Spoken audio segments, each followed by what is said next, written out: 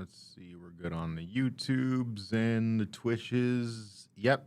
We are good. So that means we're good on the live stream. So Kevin, if you want to start things off, go right ahead. Alrighty, so hi everyone, welcome to Adventures of Sonic the Hedgehog / Sonic SatAM Deep Dive. I have my co-host here, Rainboom and Josh, and since it's both shows' 30th anniversary, I figured we just sit down and talk about it, like how we got into it, our favorite moments, and share some clips, including some obscure stuff. So I guess to open it, how did we can start with Adventures of Sonic the Hedgehog and about an hour, and then we'll go to SatAM for the next hour. So I guess to start it off, how did we get into Adventures of Sonic the Hedgehog? Who wanted to go first? I'll go last. Adventures of Sonic the Hedgehog. I know I could easily say so. I could go first if you'd like. Adventures of Sonic the Hedgehog. I would have,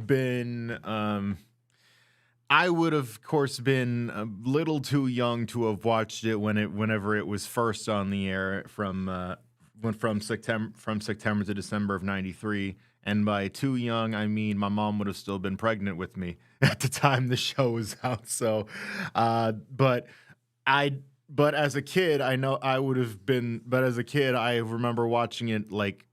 It aired on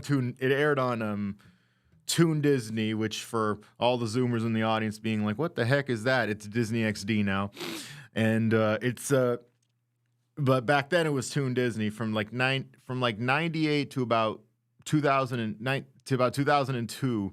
They did reruns of Adventures of Sonic the Hedgehog on Toon Disney, and I know me as like a 4-year-old kid that pretty much up to that point my main experience with the franchise was Sonic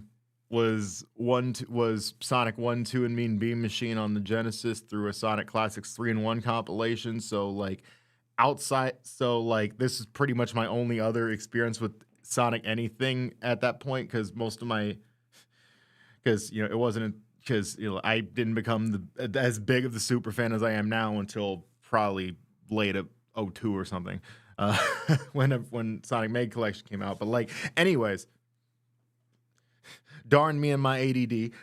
But I know it was it was definitely through reruns on Toon Disney that I had first gotten introduced to the show, and it was to a 4-year-old's brain, it was basically it was like a trip and a half, pretty much, for lack of better terms, because the first thing I was thinking is I didn't know Sonic had a TV. I didn't know how Sonic had a TV show. Because I'm 4 years old. I'm like, this is awesome. And it had the right amount of slapstick and craziness that a very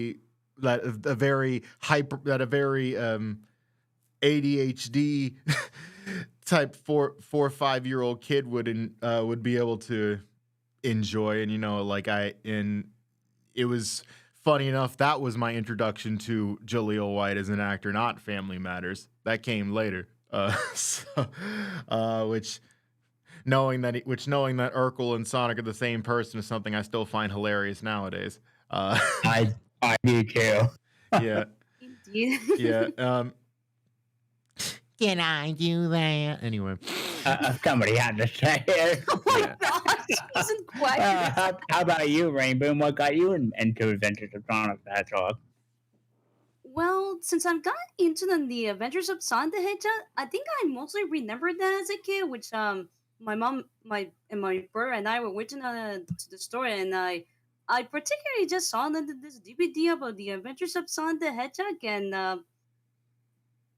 buy it, and me and my brother got watch all the episodes of Sonic the Hedgehog, which and yeah, I was mentioning that since Josh was mentioning this, and since the Adventures of Sonic was released on to Disney, which is it's just particularly that I like all the episodes they had so far, which I mean, it wasn't really. yeah, Sorry for cutting off. It wasn't. It wasn't released. It was. They were reruns. But yeah, I know what you mean.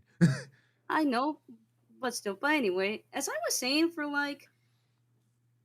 once after they just releasing the Adventures of Sonic the Hedgehog, I think I just remembered that the the the game on the Sega Genesis, which is the Dr. Robotnik's Mean Bean Machine, which I particularly just played a lot though, since I every time the first time I had ever since as a kid. But yeah, I definitely love the Dr. Robotnik's Mean Bean Machine, of course. Well, gosh, as for me, one morning I came downstairs and my dad told me, like, Kevin, there's a Sonic the Hedgehog cartoon, and I was greeted to this. Adventures of Sonic the Hedgehog will be right back. And like it was me like what a Sonic cartoon? This is amazing because I was basically at my peak Sonic fan at the time. Yeah. So I don't know like how many people here remember that is the syndicated version. That is not the Toon Disney version. So that is when it first started airing in 1993. Yeah. That date specifically said, sorry for interrupting, I was going to say, that date specifically said January 21st, 1994, which, would have, hilariously enough, literally been like a month and a half before I was even born. So yeah, here's a promo I found that gives an idea what the syndicated version was like.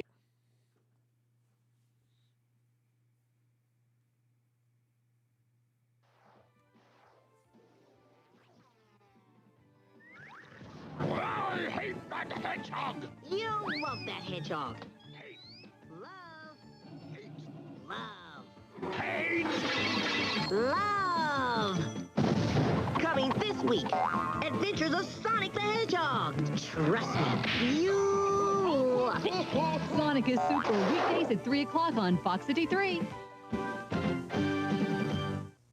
Yeah, so that is what it was like when it aired on just your regular local channel and not Toon Disney. So I don't know I don't know how many people here remember that or grew up with that, but that's what I specifically grew up with when I was watching it. But it sounds sad. So I still have the tape somewhere back home too. I think I have a couple VH. Oh yeah. Yeah, I think I'm pretty positive that there might have been a couple like VHS tapes that my folks might have lying around of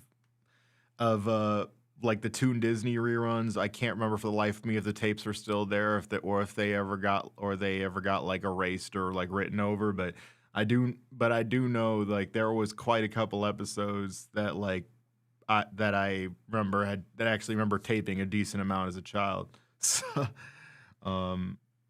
and yeah, most of them would have basically dated from like 98 to 02 whenever 98 to 02 whenever it was like rerunning on there.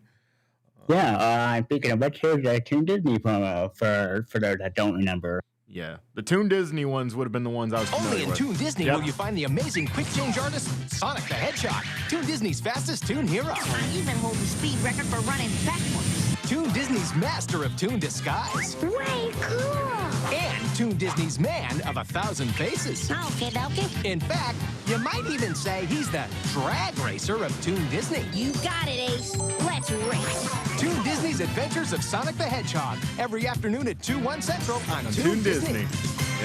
Yeah, I remember. And basically, at the time we didn't get Toon Disney. Like oh my gosh, can we get Toon Disney? I want to see Sonic. I want to see. Like that's the only reason I wanted Toon Disney. Yeah, at the time, it's just to see Sonic. Yeah, I believe it was. Yeah, it was. Yeah, I remember. I remember that. I remember that promo very vividly.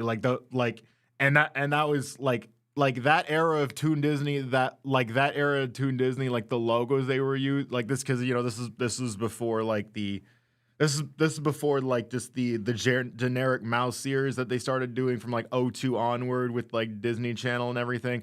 So this was right before that. So it still had like, as you saw, the little like mouse television sort of thing like that. Like that Toon Disney logo specifically is just untouchable right there. By the way, I just wanted to throw that out there. Oh, I agree. Like that was very much peak Toon Disney era, in my personal opinion. Yeah, because like I like literally like I'm because obviously I still watched a fair amount of Toon Disney after like a good like after that. Like it would have been like.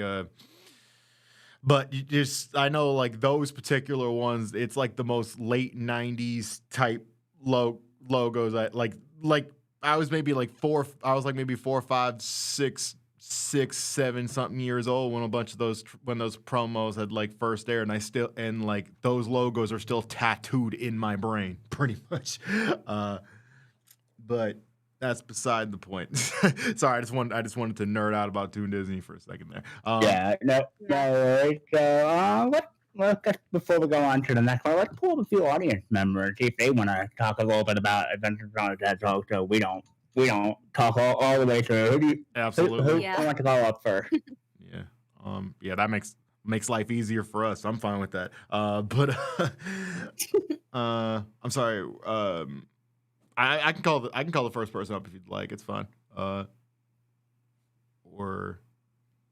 I'll just go ahead and do it. Let's see. I saw Sally Acorn had their hand up first, so I'll go ahead and get them up. How ironic that we have somebody with the name Sally Acorn for a deep dive that half involves SatAM. So perfect. Yeah. Yes, indeed. How did it feel to be turning 30?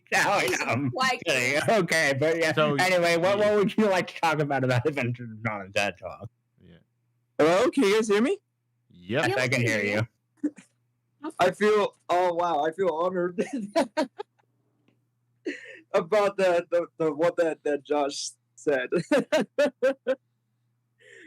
All right, so my favorite moment on the Adventures of Sonic the Hedgehog, like that back in when I was a kid, I used to have like 2 Sonic shows on the VHS tape, but now currently I have is only one VHS tape, and I believe Kevin knows this, that the episode that I always love to watch is the Genius Chip, but with Grounder.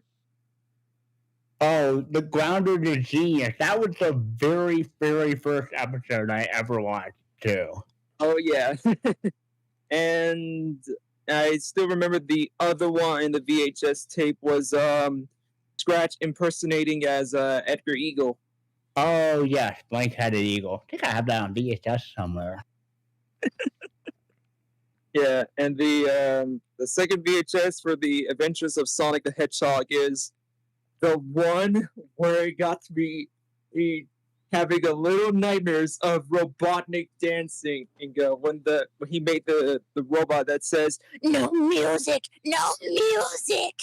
Oh, I love that episode so much. I gotta admit, like the song itself is just so catchy too. I know. I swear, if Sonic had a theme song at the time, that would totally be it. Oh yeah, I agree. I was gonna like jam along saying Sonic the Hedgehog. I remember watching a game about Sonic the Hedgehog intro theme. I forgot the rest of the words. Sonic the... Anyway. Cheese and quackers. Oh my gosh, those were the good old days. Yes, indeed. Yes, indeed. Well, thanks for coming up, Sally. No Yeah. problem. I'll be back for the SatAM Sonic. Well, And deep dive. All right. let's see how many hands we got up, and we'll think about it. Yeah. Let's see. Rainboom, who would you like to call up next? No, call up someone before we go on to the next topic. Okay, let's see. I'll call my good friend Dolius. Come on up. How's it going, Hello. Dolius? Hey, Dolius. Hello, everybody. What's up? Yeah. So, what would you like to talk about? Is there anything you love to talk about in the Adventures of Sonic the Hedgehog, Dolius? Well, let's talk about why were there two shows to begin with. That is an Well- excellent point. Go right ahead. Sorry.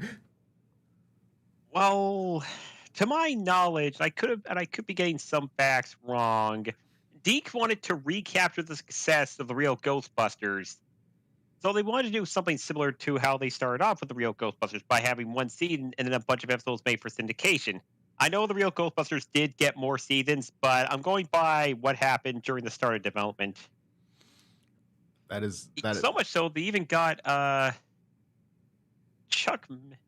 Len Jansen to help storyboard and get them involved. Both Bruce and Reed Shelley, who were also involved with the real Ghostbusters. Chuck Manville, who was Len Jansen's writing partner, was going to be brought in to help out with the development of both shows. But sadly, he ended up passing away from non-Hodgkin lymphopenia. Apologize if I butchered that. Lymphoma. Lymphoma back in June of 1992. I know in the Rest in pilot they used Jim Cummings as the voice of Robotnik and then changed over to Long John Bowie. I don't know if there was anything you knew about that or why they did it, because I couldn't find anything. Yeah, because I'm not really sure. Yeah. So I'm guessing at some point it was decided just to split it into two shows, probably because they figured that if they want to make like a serious animated show, it'd probably be best to give it a traditional season run. Well, something like Adventure Sonic the Hedgehog would probably be better suited to a more syndicated run, since its wacky style seems to fit that better. Yeah, because it never actually. Because that is. It's actually good you mentioned that too. Because Adventures of Sonic the Hedgehog never was. It never really specifically originated from any specific network that I know of. It was just kind of just syndicated everywhere. But as opposed to SatAM, which where the original run was a Saturday morning cartoon on ABC.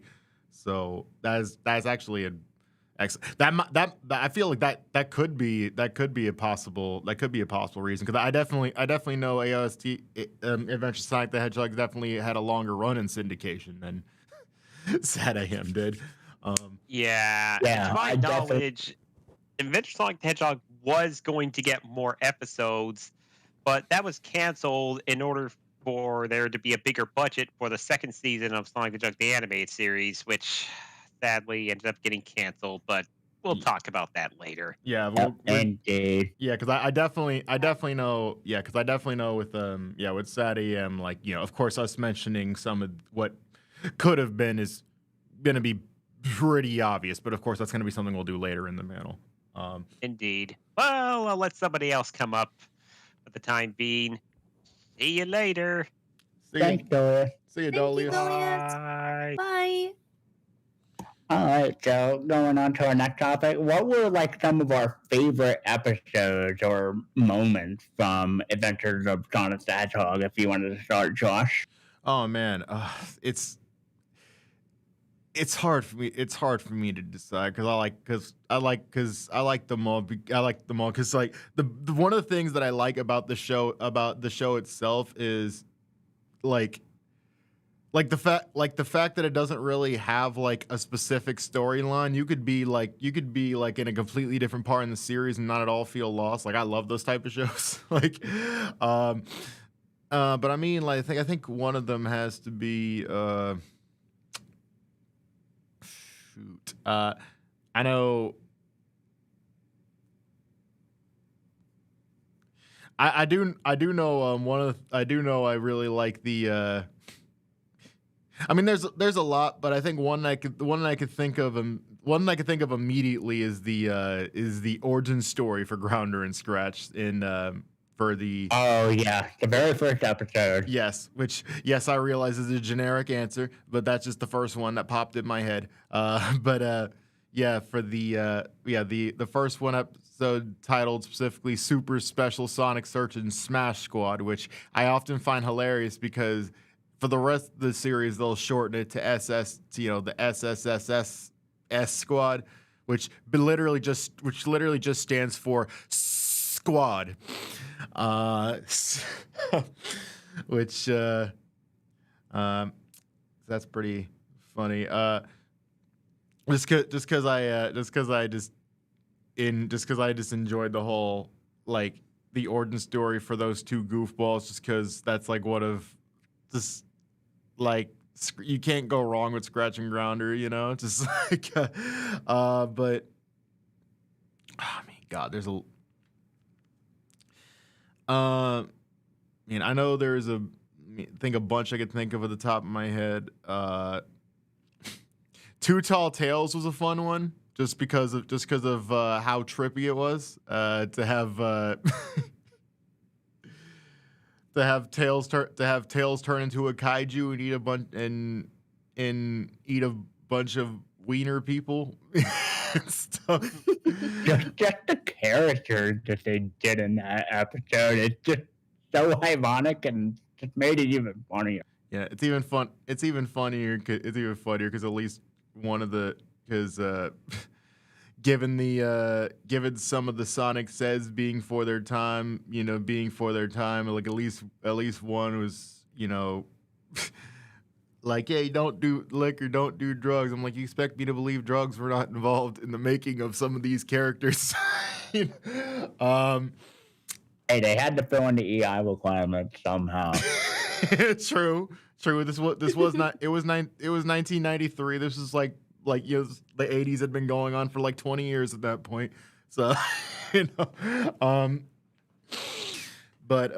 which that's not, which me mentioning that isn't even really isn't even referencing any specific episode. That's just, the Sonic, because obviously the Sonic Says was pretty much every episode. Although from my research, they were left out of the UK airings, which, I mean, sounds about right, I guess. But God, my dad always used to get me about the Get a Lot of Sleep Sonic Says, because, as a kid, you want to stay up late and and he'd be like, Sonic Says, SED, go to bed early and go to a lot of sleep. I'm like, no, Dad. But yeah, that was kid me at the time. So I hated that one for the specific reason. Yeah. And he would always tease me with it. Yeah, and it's what C-Joss said, Bugs Bunny vibes. Yeah, definitely. I know. There's definitely there was definitely Animaniacs and Tiny Toons like influences in the format of the show, and I know. I remember I actually looked this up. The director of the show, Kent Butterworth, actually had many artists that worked on Ren and Stimpy. Oh yeah, that worked on the show, because this is at a time when the show's production was handed to the in-house animation studio, and they were, so they actually had quite a lot of people from Nickelodeon working on the show as well. Which you definitely get Ren and Stimpy. I definitely get like Ren and Stimpy vibes to a degree from like Scratch and Grounder.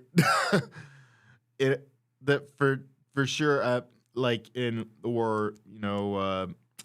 words, I forgot. I had a stroke mid sentence. That was, but like it's definitely like, that's the thing I've always enjoyed the show, is that it's it's always had that sort of vibe for me as well. But I mean, like, I think other ones I could think of. I mean, Mama Robotnik's Birthday, that was a good one. Let's see.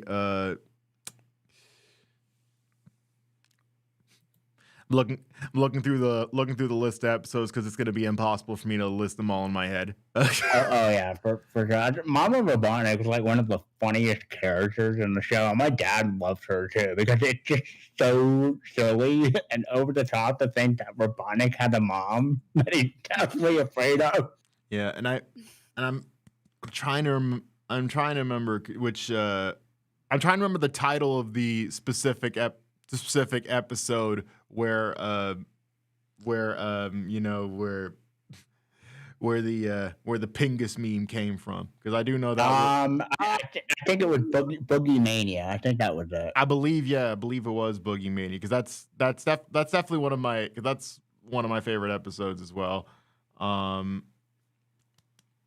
How about you, Rainbow? What are some of your favorite episodes or moments from the show? I'm guessing if I remember any of these episodes of Adventures of Sonic the Hedgehog, which is the super special Sonic series, mm,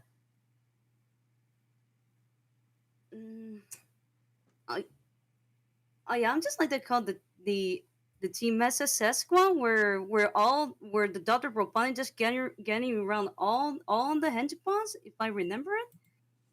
According to this wiki, there's a lot of those henchpods that I remember those names. Like there's Arms, Frankly, Humpty, Coconuts, DB Sprockets, Squeal, Dynamite, Spike, Sir Fuzzy Logic, Dr. Brett, and Scratch and Grounder. Yeah, it's funny because maybe four or five of those characters were actually recurring. The rest of them were just kind of minor. Which, but I do, but like that was more of a thing that they were doing for the story more than anything. Though you are correct, though they were definitely in the shows. I think it just so happened that Scratch and Grounder had more of a prevalence. Although Coconuts did find a way in there every once in a while, and Yeah. Lucky for us because I love Lucky for us because I love coconuts. I love them too. Yeah, same here. I like the one that I remember. That other episode I remember was the Robotnik's rival. Like they used to call him a Dr. Quack, but then they just call him a Dr. Quack. Oh yeah, of course, because he's a duck. Or he's technically a duck because I just remember that when Dr. Robotnik just say it's gonna be a duck season, but I'm not going to be roasted duck for sure. And now we know that's why your favorite episode. I had to. Yeah. But that was a good episode. Just the way they squabble. Oh gosh, for me, one of my favorite moments. One of my favorite episodes is Tails' New Home, and it's this particular moment that I'll play, and I have a reason why. It's at the very end where after he saved Tails from the quote fake family that Robotnik set up a trap for them. You're it. You're my mom. You're my dad. And you're my picket fence. Whoa! You're not gonna use the L word, are you? Well... Then I will, because it's a great word. I love you, little bro. Now I've got something even more important to say. Noogie time! Boy, it's really great to be home.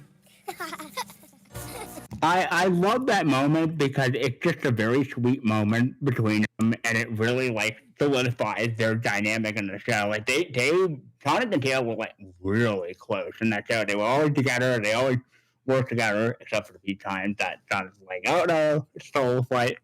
Yeah. Also, fun fact for those that don't know, Tails is actually canonically much younger in the shows in the 90s shows than he is later on in the show, because I believe he's supposed to be canonically 4.5 or something like that. Yeah, he's 4.5 years old. Yeah, as opposed to him being between 8 to 12 in the games and such, which.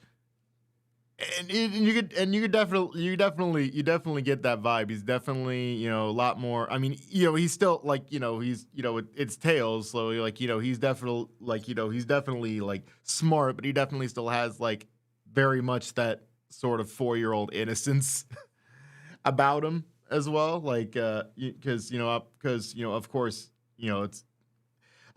he still he has more of because the kind of Tails that would the Tails to be familiar with as far as the game canon and stuff. Obviously that came later, but this is very early on in the franchise itself, so the character development was still in development.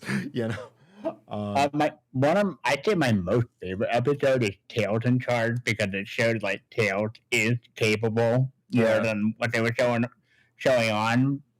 Even though it shows my least favorite trope is the sidekick is smarter than what the main character knows, but the main character isn't there to see it, and and all. So, and that's the thing. Like Tails in the show, he was not dumb. He was very very smart. He was very capable.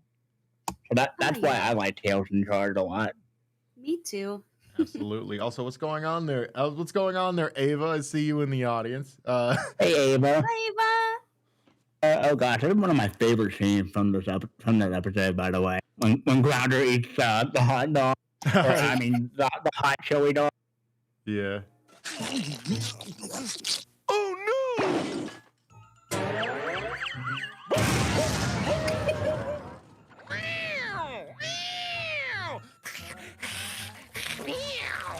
That good, huh?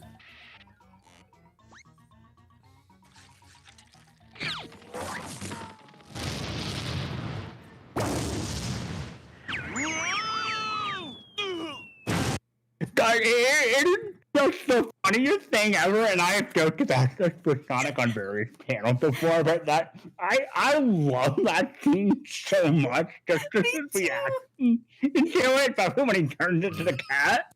It just really quacks me up. Yeah, just like listen that I'm a Louisiana boy. I can handle my spice, but I'm not sure if I want my mouth be burning enough to where I'm where I'm changing species. No, I mean, I do love spicy stuff, but I do love spicy food sometimes. Yeah. Yeah, I can only handle my thoughts. But before we bring up the audience member, we gotta show the thing that started YouTube poops and the meme. Absolutely. Yes. It would not be able to Sonic that all without it. Snooping as usual, I see. There we go. Like the way he says it, it's just so funny, and I can understand why there were so many memes made out of it. Yeah, for sure. And the episode that's from is honestly one of my favorite episodes. Just for whatever reason, the title of it drew a blank from me earlier, but that's okay. But all right, let's bring up some more people from the audience to talk about Adventures of Sonic the Hedgehog. I'll let you bring up someone, and maybe if you bring up someone, and I'll bring up someone. All right, works for me. Alrighty. Okay. Believe. Oh yeah. You were saying you want a Rainboom to pick us up? I'm sorry. I'm just trying to make. No, you can bring up someone first off, then Rainboom, then me. Okay. All right. No problem. No problem. I will go ahead and call up. Since I was mentioning Too Tall Tales earlier, Dino Kaiju. Come on up. Hello, everyone. How's it going? It's been doing good and all that. All right, so Adventures of Sonic the Hedgehog. Where do I start? Here's one thing I will say. When I was younger, I didn't get to see like the whole show and all that, or I've probably seen like bits and pieces and all that. However, one episode I remember particularly, though I don't know if it counts as was actually the Sonic Christmas special. If you guys remember that? Sonic Christmas Blast. I remember that. Yeah. Yes. Yeah, it's actually good you mentioned that because I would technically consider that one of my favorite episodes as well, even though it technically came out 3 years after the show aired. Yeah, indeed. Yeah, I remember specifically that episode way when I was younger. But yeah, it's like, and I believe, correct me if I'm wrong, but I believe it's like one of the first animated appearances of Sally before SatAM. The Christmas special came out in 1996, so SatAM was already it was over. afterward. Yeah, she didn't have a speaking role, but she was in the episode.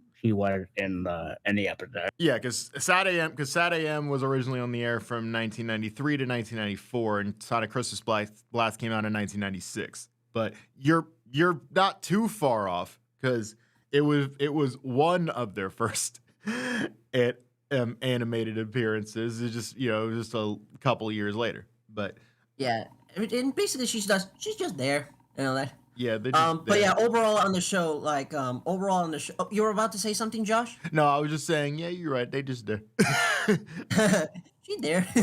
Anyway, so but yeah, overall on the show, let's just be real here. It's just one of those cartoons you just want to say, don't ask the cartoon logic. I mean, well, for what the Kevin's showed with the chili dog with Grounder, I'm like, yeah, don't question it. Exactly. Don't question it. It's just going with Looney Tunes logic. I mean, come on. And speaking of Looney Tunes, can we not address the fact that Sonic goes on different disguises and even cross dresses? I mean, hey, you gotta hand it to Sonic, and it's just even funnier that nobody recognizes him when he's in disguise. Yep. Exactly. Like, hello. But then again, it did work for some reason. But that's just the fun of the comedy with the show. It just really works. And of course, how can we? I mean, of course, the voice acting, like Jaleel White as Sonic, and of course, Robotnik and Gary Chalk as Grounder, and everyone in the show did very well in there for what it is at the time and all that, and it's just really it's really, again, and going back to even like the cartoon nights that we just had, the marathon, it's just like we just have laugh out loud moments at the moment, like how can a glove turn into a woman? Again, don't question it. Like that, the early '90s was honestly the perfect time for that show to exist. Honestly. Yeah, I agree pretty much. Yeah, and also again, correct me if I'm wrong on this one, but if I remember correctly, I believe during production of Adventures of Sonic the Hedgehog, didn't like the SatAM design of Robotnik came first before the Adventures design or something like that. I could be wrong on that. I know there is a lost pilot that resurfaced. It's more which, I mean, it's not really a full tape, it's more of like a work print. But like, I know somebody had loaded it to YouTube back in like 2009. Kevin could probably show that later. But yeah, like, I'll show that a little bit towards the end before we talk about SatAM. Yeah, and there was definitely like his. From what I remember, he had like a similar like design in that pilot, and you know, ironically enough, that version was actually voiced by Jim Cummings instead of Long John Baldry. Yeah, that is true. Yeah, and also had a narration from actor Gary Owens, which obviously did not make the final cut in the actual show, but like that'll be something we can get to later. But you are essentially correct. They had to make a couple creative liberties with all of that. But yeah, and of course, I guess one thing that we know now is that I believe this cartoon is pretty much what introduced Sonic his love of chili dogs. Yeah, as far as I know, anyway. And of course, let's not forget Dr. Robotnik's Mean Bean Machine. Yeah, absolutely. Or in Japan, as it's called, Puyo Puyo. Oh, yeah. Yeah. Yeah. Anyway, I don't want to take too long for the other audiences. I'll probably come back when we talk about SatAM. So I'll catch you guys later. Alrighty. Take care, Dino. Absolutely. And of course, yeah, what they were mentioning too about the voice cast, yeah, for like, you know, like they're like the voice cast was definitely top. No, I definitely want to give a shout out to Christopher Welch, Tails' voice actor in the original series, because considering, as far as I know, it's the only voice acting role they ever had. It's honestly, it was honestly very solid. Like this is like a 9-10. Like this is back when they still had Tails voiced by like a legit kid and not Colleen O'Shaughnessy pretending to be a kid. Shout out to Colleen O'Shaughnessy. That's not a shade. That's just how they did it back then.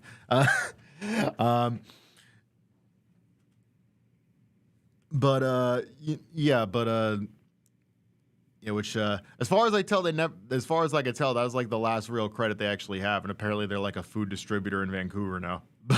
and they actually had a completely different actor, Chris Turner, voicing Tails in the Christmas special because he was like 14 at that time and he was getting too old. So, you know.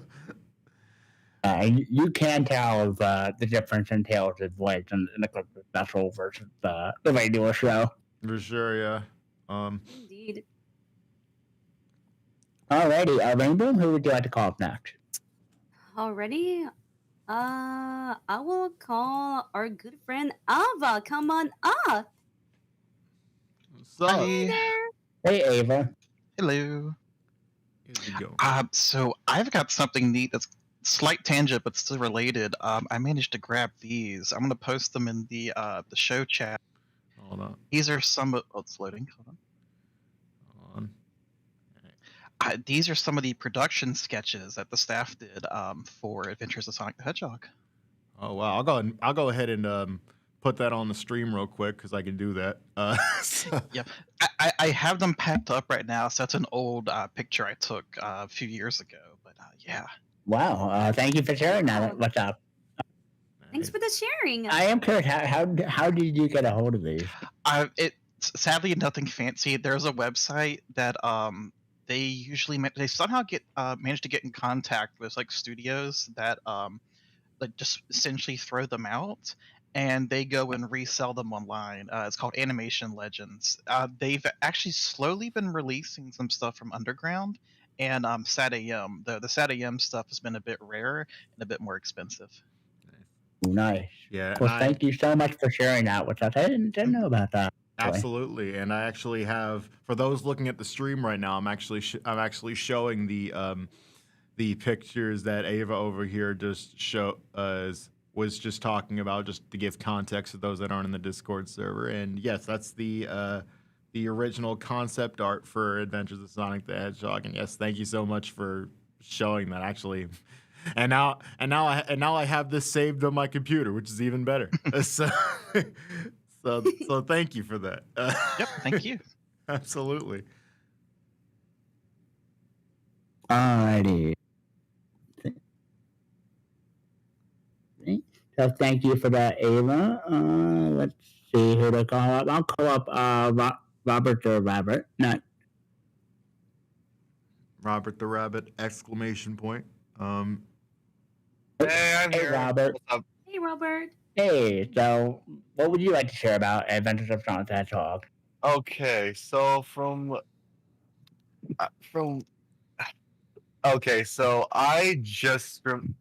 y'all know terminal montages, Sonic the Hedgehog, like something about series? Fill us in. Okay, so in something about Sonic the Hedgehog 1 and 2, terminal montage uses clips of Jalil White, who obviously voiced Sonic at the time. And from what I remember, those are from Adventures of Sonic the Hedgehog and not SatAM. Hey, if you ever find those clips, please do share. Yeah. I put a GIF in the Discord chat, but if you want to, I can put a link to the videos. Yeah, please do. Yeah, sure. We'll definitely make sure to look at those later. All right, I guess I'll head to the audience and tell y'all when I find the videos. No problem. All right, thank you. All right, see you. Let's see. Before we go on to the next topic, I got to show like a little bit of like the original YouTube poop for those that weren't around. Yeah.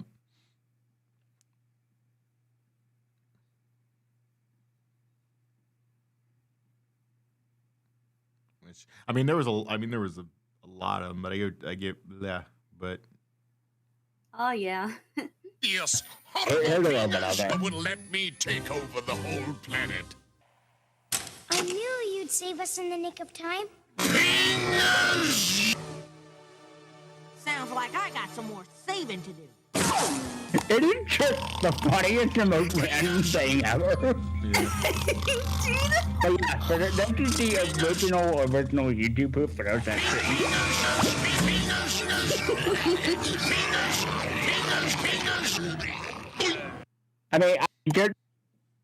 I mean, just what's that person who made that video? It is so funny. Yeah. Cheese and Quakers, that is super hilarious, man. Yeah, it's just whole bunch. Go ahead, Josh. I was just gonna say it was a whole bunch of peanuts. Anyway, sorry, I just wanted to make that bad joke. Anyway, No, that's okay. I meant to say David? pingus, not. And it's forever etched in our brains. Thank you, YouTube. Thank you, YouTube. Shout out to YouTube. Yes. I know one of the most distinct things in the show was like the music. Were there any like particular pieces of music from the show that you all liked the most? The theme easily because mainly because just because I just absolutely love the kind of like the Easter egg that they make to the original the first game. If you're paying attention to it enough, you hear like the da da da da, da in the I mean if you which I mean for those that have heard the theme, you'll know what I mean. I feel like if you want to show it just so they'll have proper context for those that aren't aware, but and I see Robert the Rabbit found the video they were referring to. I'll definitely have that saved for later.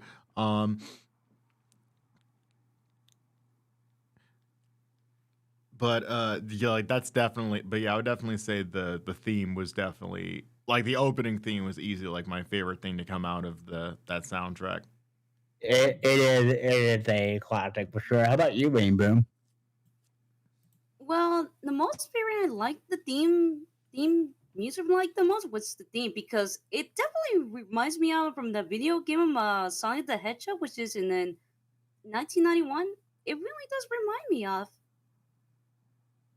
Hey, I'm trying to find it. There was one of my favorite songs from the show was the chase theme. Oh yeah. I do know a close second. Sorry for cutting you off. I do know a close second was what Sally was mentioning earlier. That little hit song that they made up for Sonic in that one episode with the with the pop star talking about Sonic the Hedgehog. Da, da, da, da, you can see. Oh yeah. Oh yeah. Oh yeah. Let's not forget about the Robotnik theme. Oh yeah, for sure. I'm gonna play that. Yeah, that's down. The chase theme I was one of my favorites. Oh yes, this one. It is very fitting. It really does feel like a chase song for sure. Oh yeah, this is definitely up there as well. It's like it's that little synth riff that gets me. oh yeah, for sure. Yeah. And here is Robotnik theme. It's like it is the class. Oh yep. Like whenever you hear that theme, like you know he was gonna appear. Yep, 100%. Yep, 100%.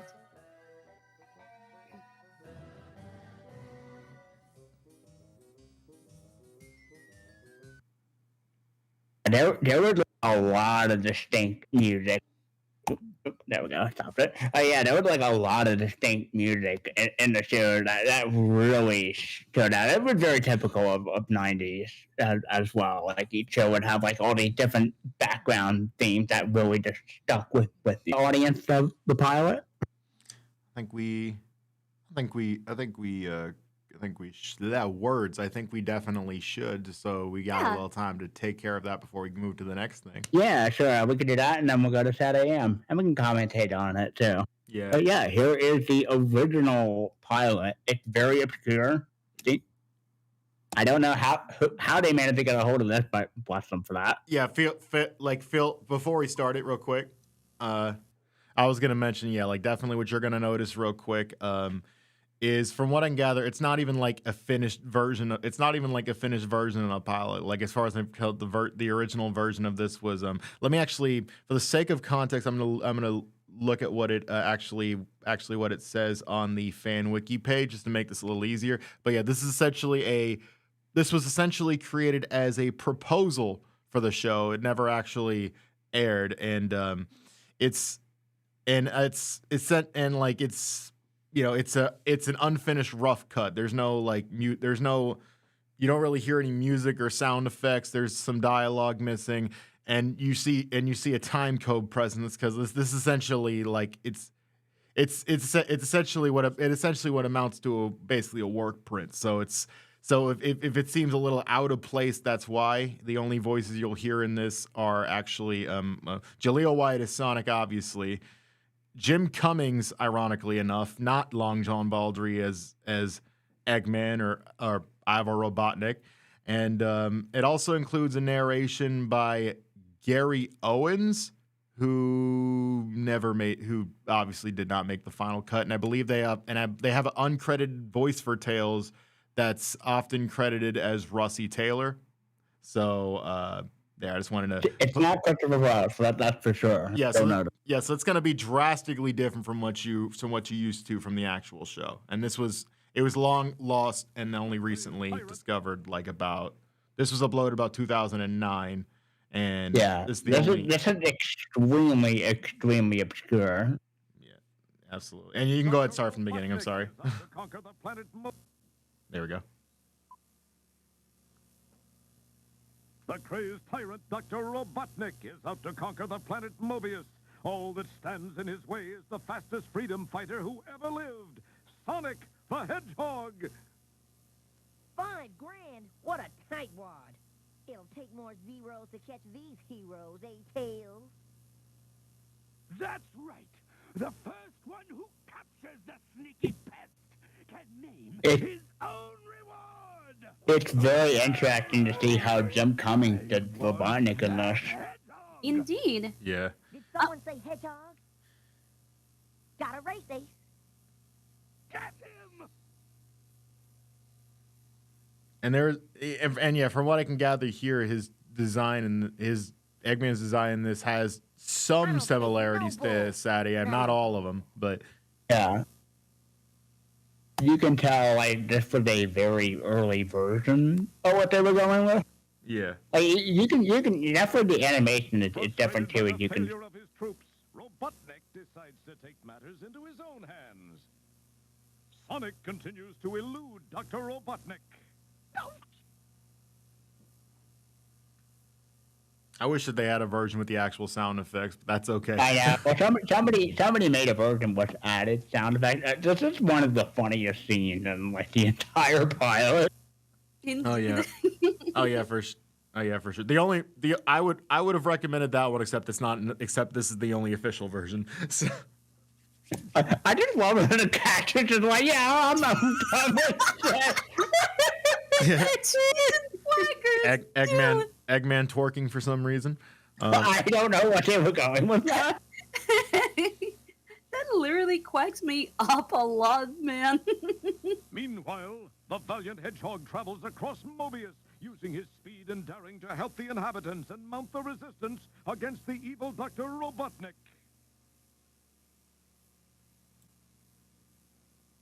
I just love how he manipulates the sign.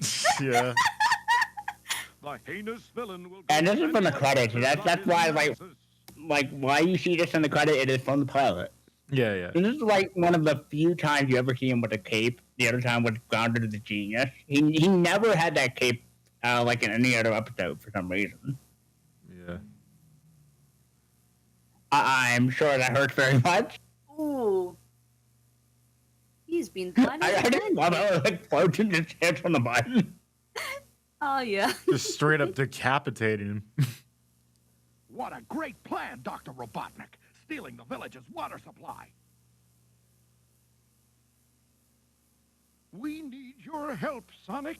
Watch this. I forgot Jim Cummings does voice some of the other like bit parts as well. Oh yeah, kind of funny. Like the water supply and that was the pilot. That was the plot in the Breezy episode. Where like I'm gonna steal the reservoir. And oh yeah, Sonic didn't actually can swim. Yeah, he can't swim in a game, but he can swim here. Cartoon logic. Yeah. Yeah, that's a very cartoon logic indeed.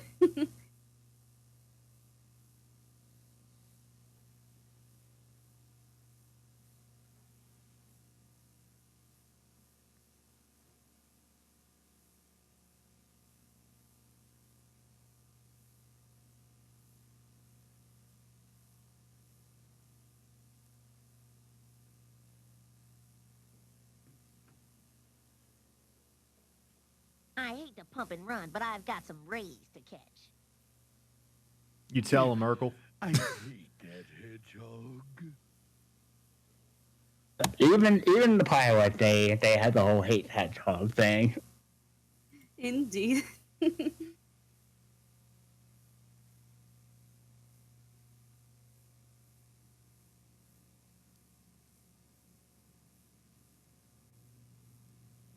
Very interesting that they didn't have the actual voice work established here. Yeah. Yeah. Yeah.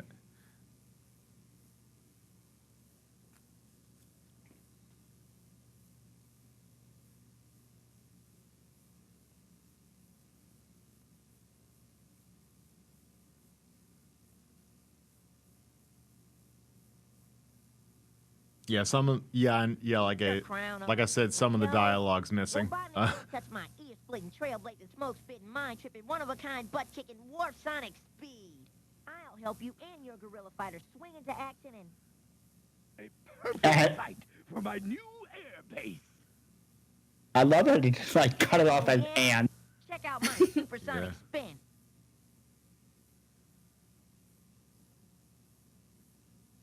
Coconuts! Get me out of here. Ava says that he's saying, I want to guess maybe some of these quiet moments are for the people pitching to talk to the networks and describe the show. Probably. Yeah, that would make sense. Yeah. I will say that's like for the pilot, the visuals are actually pretty good for its time. I know like it's a style different from the actual show, but yeah, I do like the visual, even though it was a product of its time. Yeah.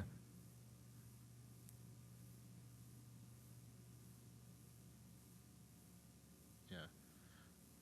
Yeah, my guess. The Hedgehog. Yeah. It's fast and furious. I'm fast and he's furious. Holy Kind geez. of juice. Bet you can't catch me. At least not until the fall of '93. And there's about 30 or so seconds left. I don't remember if anything comes out here. Yeah. There's a little bit more. I love it because like Robotnik's like, oh, he's furious. Hey, Sonic, wait for me! I know, don't tell me. So how about you tell me? Never cross the street without looking both ways first. You got it, pal. And that goes for the rest of you out there. I don't want any of my pals ending up as road pizza. Yeah, that was a very early pilot of Sonic shows and the Tails voice at the time. Yeah, and there's even a pilot of Adventures of Sonic Hedgehog. Yeah, and they never, and yeah, I was mentioning, they never, like, as far as I know, the person that voiced Tails was never credited, but many have been saying that it was Russie Taylor. But that's never been officially confirmed. But anyways, yes, that was. But yes, I want to know how that was obtained. I honestly have no idea. From what I recall, it was they had a whole backstory of it where they were essentially, I guess they had somebody that like worked. There was essentially somebody that worked on the show that had like a copy of that work print you saw, and I guess that was how they wanted getting it. I have to re-listen if I recall. Let me. Yeah, because like and it appears to have been like recorded from a camera as well. So, but anyway, I'm still. It was released. Yeah, it was apparently released by Milton Knight. That was apparently the name of the person that originally had it. They had it like on their website, and yeah, like Dan Verino, who you saw, was the one that uploaded the YouTube version that you saw there. That was in March 4th, 2009. But anyways. But yeah, that's Adventures of Sonic the Hedgehog. So let's move on to SatAM. So how did we all get into SatAM? I'll start with you, Josh.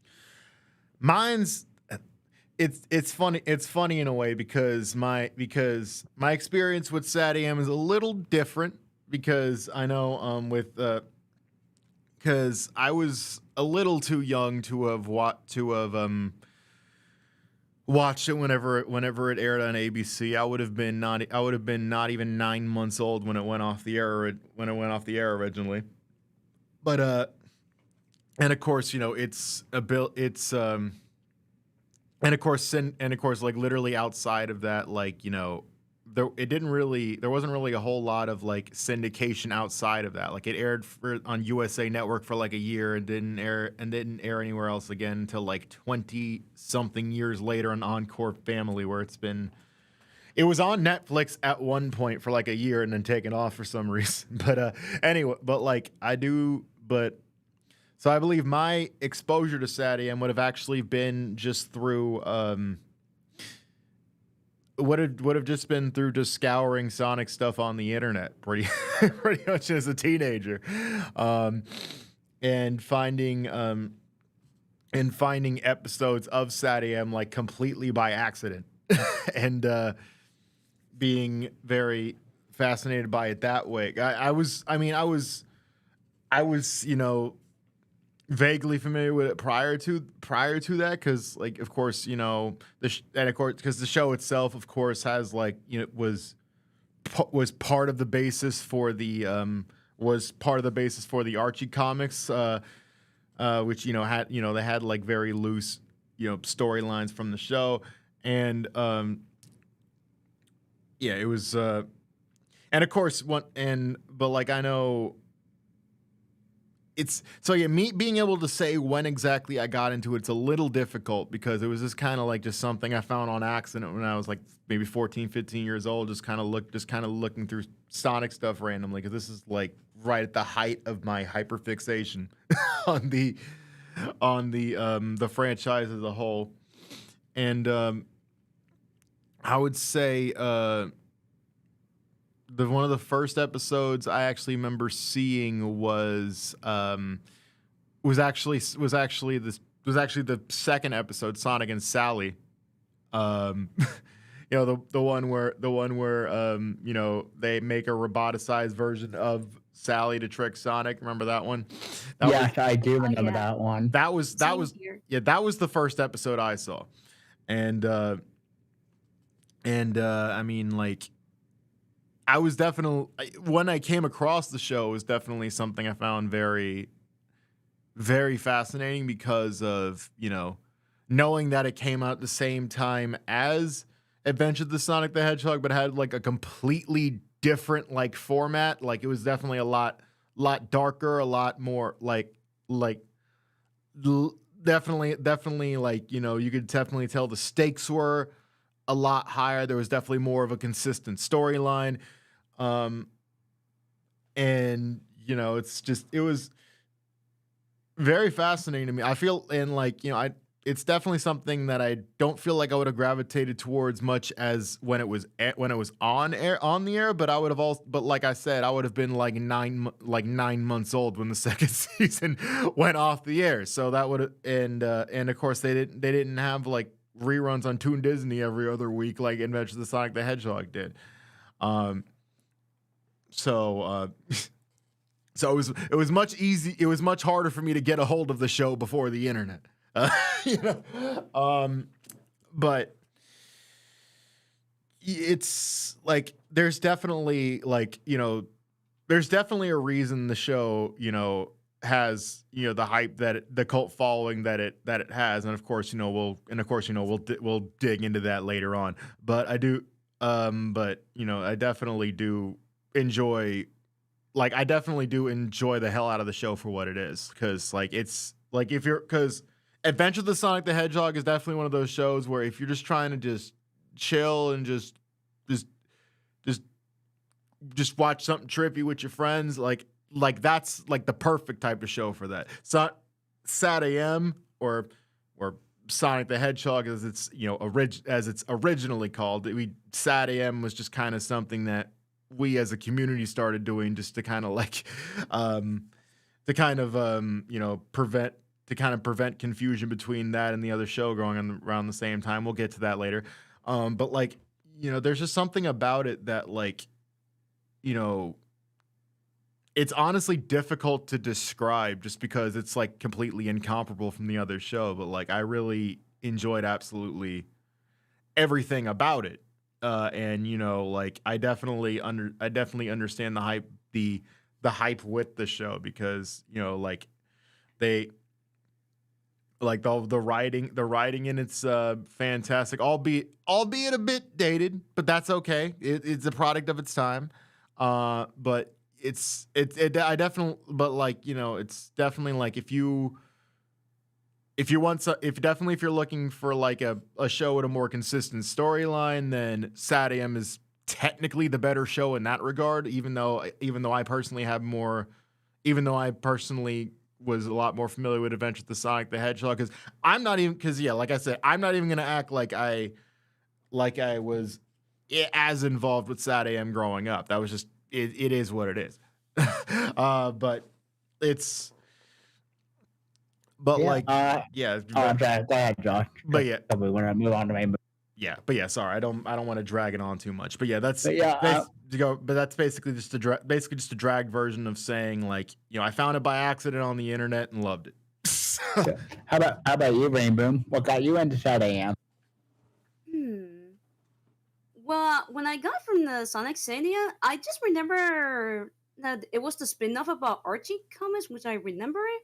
It was basically, I just remember that time since I was a kid, and even though I really, really love those familiar voices that they did that from the show, and there's Cat Susan, Jim Cummings, Robert Paulson, there's also Charlie Adler, which is they definitely did just pretty good job on them so far, and yet I simply do remember watching all other episodes on Sonic AM, which is on the Pluto TV.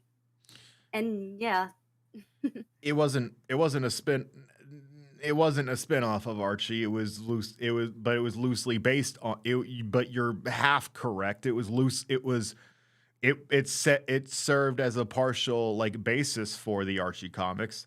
And there were some Archie storylines that were adapted from it, but yeah, it wasn't fully in line, so to say, if that makes sense. Yes, yeah, and it's good you mentioned the voice cast as well, because that is that's definitely for sure. They had a whole, sorry for cutting you off. They have a whole all-star cast with this show. Obviously they brought Jaleel White back in.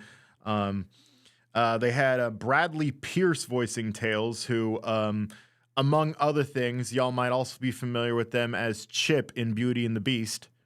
Oh yeah. We actually had a convention not too long ago too with the other two Tails VAs, Kate Higgins and Colleen. Yeah, which is definitely something they did for nostalgia purposes, because he can't even do the voice anymore because his voice changed, and that was just what they did back then. But I remember seeing that tweet. It was a lot of fun. But yeah, they also had they had some legit legends here. Obviously, everybody knows Jim Cummings was Dr. Robotnik. They were also the Nasty Hyenas and the SWAT bots and some of the additional voices. They also had the legendary Rob Paulson as Antoine, Christine Cavanaugh, may she rest in peace, as Bunny Rabbit. You would also, who you'd be familiar with as Dexter in Dexter's Laboratory, Chucky in the Rugrats, Babe. Gosselin from Darkwing Duck. Yes, that too. And there's like quite a few others. And Rob Paulson. You mean Rob Paulson? It would take the entire panel to list his entire credit, his list of credits. Same with Frank. Same with Frank Welker, who's actually voices Cluck, SWAT, some of the SWAT bots, Mutsky, Kraken, Pteropods, and additional voices. Tim Curry. Yes, that Tim Curry as the king and keeper of the time stones. I mean, you got to give them props for getting that voice cast together. Like they really went all out for SatAM. Yeah, and there's quite a couple others as well. Like they have they have one point where they have Taj Mowry as a young Sonic. And this was before Kim Possible or Smart Guy or Smart Guy any of this. This would have been like when he was like a baby, pretty much. That's not necessarily true. He would have been like 7, but you get my point. Let's see. As for how I got into it, well, my dad introduced me to it again with this promo. No time to waste. Here comes the Hedgehog. He's on the case. Now I have you, Hedgehog. Juice time. More Sonic the Hedgehog coming up here on ABC. But yeah, I grew up watching the original Sonic the Hedgehog SatAM on TV. Yeah. And, hit me with that Peak Sonic again at the time. I'm like, yes, another Sonic cartoon. I very much enjoyed it. Gosh, I remember well before the DVD came out.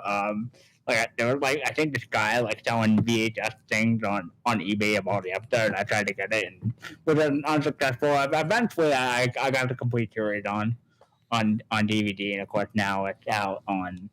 I think what's interesting about this is that it looks very different from the final opening. For sure, yeah. Yeah.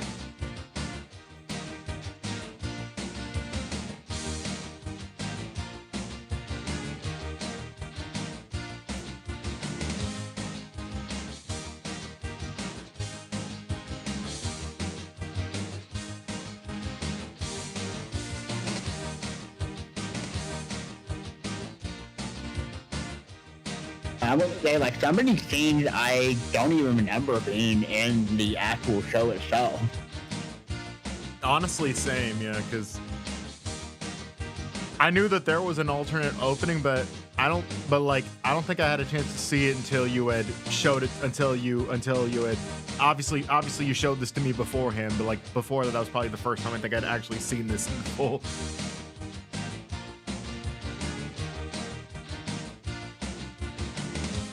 Yeah, that was very interesting to see. There was another opening with a different singer too that I wanted to show. Feel free. Before you do that, I do know Ava just mentioned had just pinged me mentioning, if I recall, I think some of the physical boards were recovered for this not too recently as well. Oh, okay. Oh, okay. Well, that's interesting. Thanks for sharing that, Ava. But yeah, here's one with a different singer, and I do not know who sang this.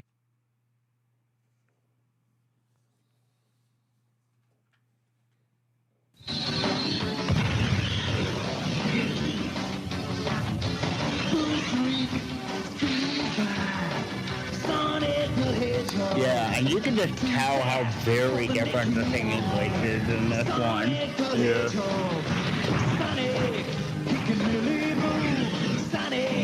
Got an attitude, Sonic. He's the fastest thing alive.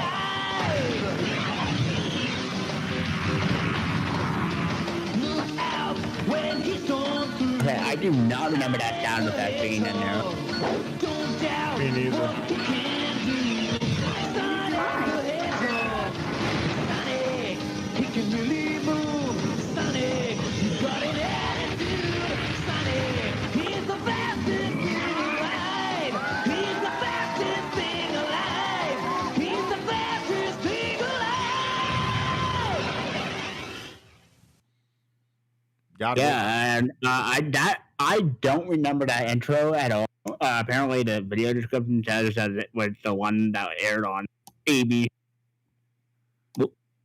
There we go. And they even added like some sound effects, like Robotnik growling and like some other various sound effects. That was interesting to see. Yeah. Indeed. I think the beating is there. It's just very faint in the final opening. That's I believe because I know if there was a beeping in the original in the main theme, like I barely even noticed it, but so did I. Yeah. Let's bring up some audience members. Who do you want to call up first, Josh? Let me see here. VG Jedi hasn't been called yet, so I'll go ahead and get them up first. Oh boy. Hey, VG Jedi. So what would you like to talk about regarding SatAM? Okay. Okay. So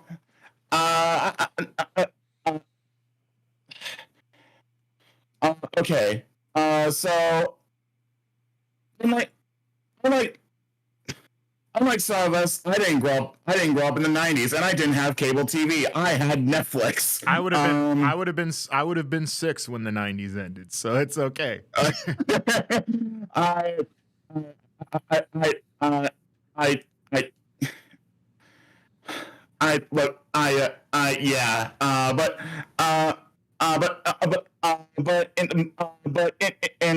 In regards to Sonic SatAM, I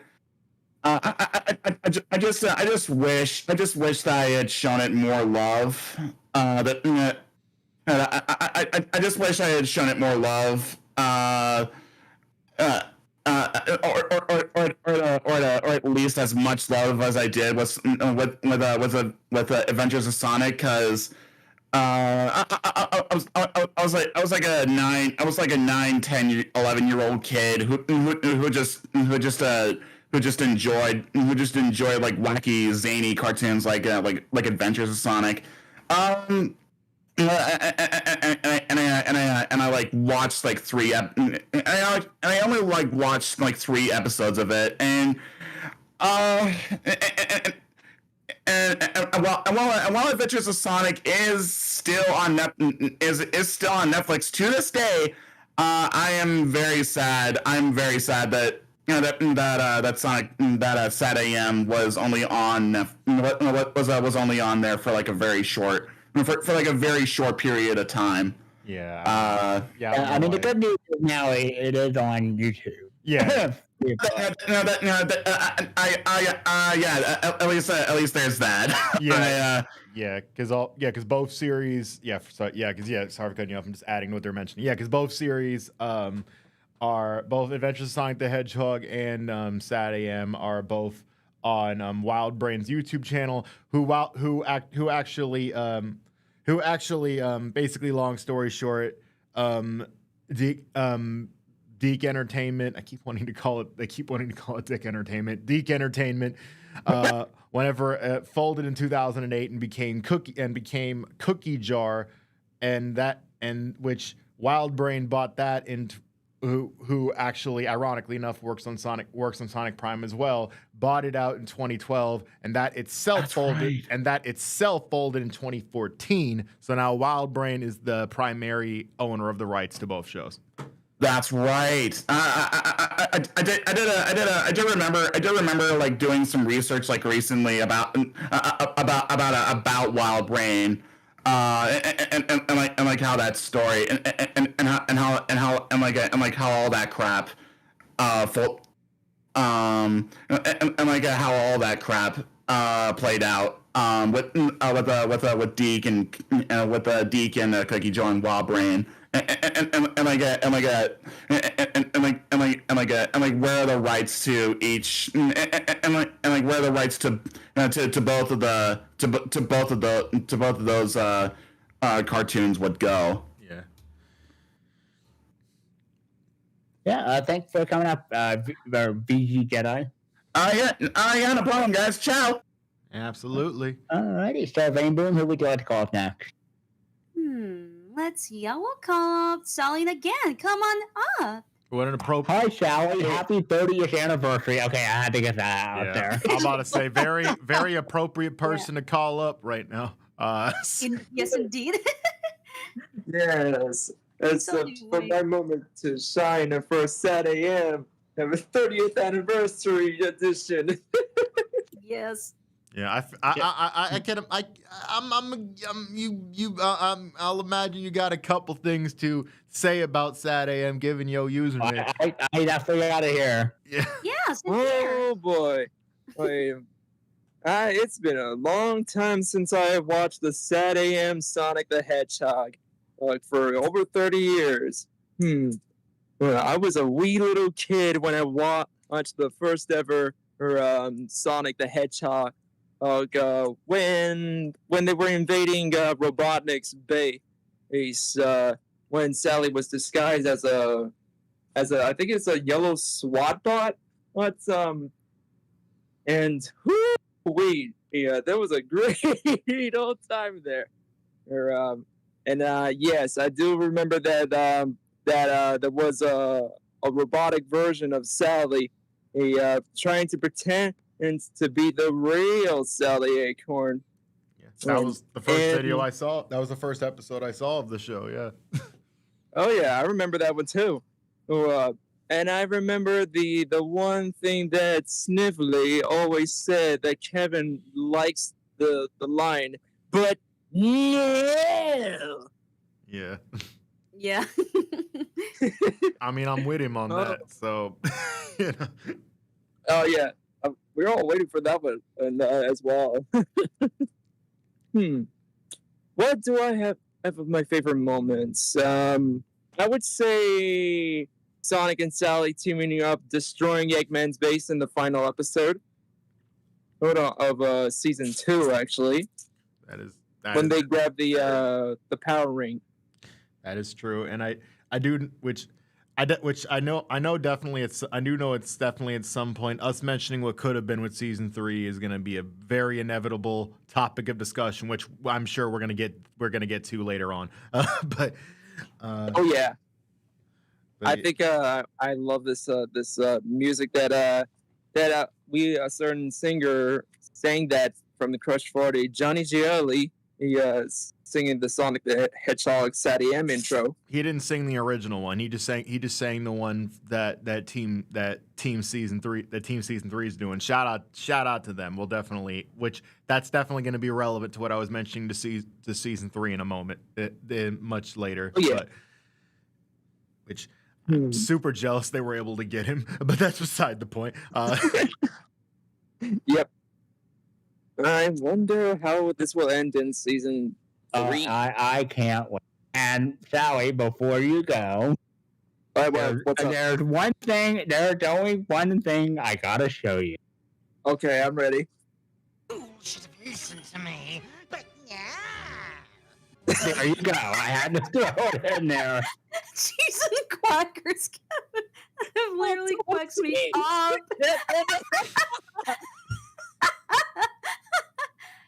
Anyway, And that's where I get my butt notes on. But thank you for coming up, Sally. yeah, thanks for sharing it.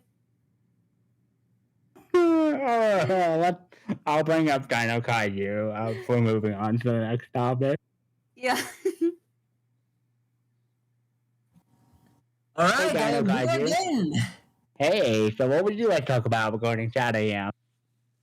All right, so regarding SatAM, I will admit one thing. I haven't really grown up too much with SatAM back in the day.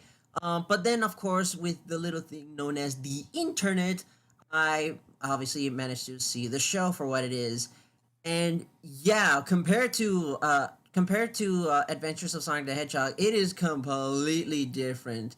Like, obviously, you have, the more darker tone, you have a more consistent story.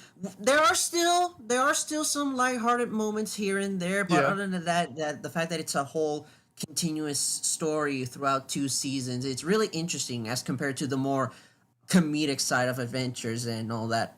Yeah, it's a lot less slapsticky than Adventures of Sonic the Hedgehog is. Yeah, pretty much, yeah.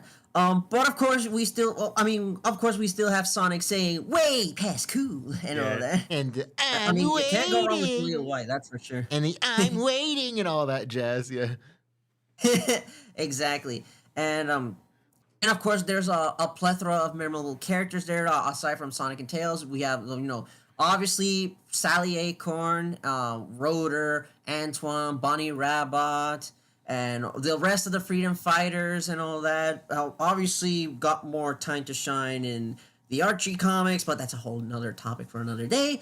And of course, this, and like you said, this is a big all-star cast. Like you know, Rob Paulson, Kathy Susie, all these people here, like they like, you can tell like this show has a kind of a bigger budget as compared to the previous show. Yeah, Kathy Susie, Jim Cumming, Rob Paulson, Frank Welker. You know? Yes, you know? Exactly. I was about to say, and speaking of Jim Cummings, Dr. Robotnik in this show. My God. If there is one word I would like to describe the Robotnik in this show, is this. Terrifying. Yeah. Oh yeah. Definitely when his theme song plays, which I'll get to later. Yeah, like sure. he wasn't the slapstick goofy robot. Like this one, like he really meant business. Oh, like, yeah. He legit wanted to like end them. And Jim Cummings in general's is already like very good at doing those type of characters. So like, I honestly could not think of a better person they could have possibly gotten for that interpretation of Eggman. Yeah, though I guess you could say the only thing close would be Gary Chalk in Sonic Underground, but that would be a different topic as well. Yeah, Gary. I mean, Gary Chalk's version's all right. Is all right. I mean, I know, like, his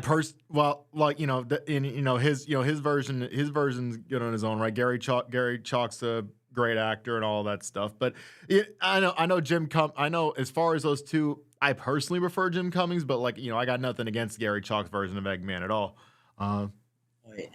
Yeah, I agree. Like Jim Cummings, like when it's like every time, like again compared to Adventures, like he's always like, have this zany voice and always talks like this. But then when you go to Jim Cummings, it always that dark, raspy voice, always going for the princess. Yeah, exactly. It's like right down here, just like exactly. It's just like send chills down your spine. It was like snivelly, Exactly. And again, going back to the darker tone, like especially with topic of the roboticizer, especially with Bonnie Rabbit and even Uncle Chuck and all that, like this is dark. Like this is dark stuff, especially for like a kids show. Oh yeah, like, and that's something that it was praised for at the time was the pretty gutsy moves they made with the storyline, considering this is an ABC Saturday morning cartoon in the early 90s. So which was already a fairly progressive, which was already like fairly progressive time as far as like that medium is concerned. But like there was definitely some moves they made with the story that were pretty gutsy as far as like the dark, as far as the dark subject matters and such. Yeah, for sure. I agree personally. Oh, and of course, never forget the theme song. Very catchy. Blue Streak Speeds by Sonic the Hedgehog. He's the fastest thing alive. Come on, who doesn't love that? Yeah, that's also the very first Sonic theme that actually had lyrics. Because AOS, and it would be and of course which pretty much every series afterwards would follow suit up until Sonic Boom. So. Pretty much, yeah. Yeah, I guess that's pretty much it for the moment. And I guess I'll talk to you guys later. And as always, stay way past cool. Yes, indeed. I'll do my best. But I think we can go ahead and move on to the next subject matter, the next Yeah, topic. sure. So what were like some of our favorite episodes or moment in the show? If you want to start, Josh. I mean, I definitely know. One of the easy answers I can give is Sonic and Sally was definitely one because it was what not just because it was the first episode I had personally saw, but because it was I liked I liked how it I like first of all that it was that Tails did get a little bit of a chance to shine there, because in that episode, like literally the robot decoy version of Sally fools everybody except for Tails.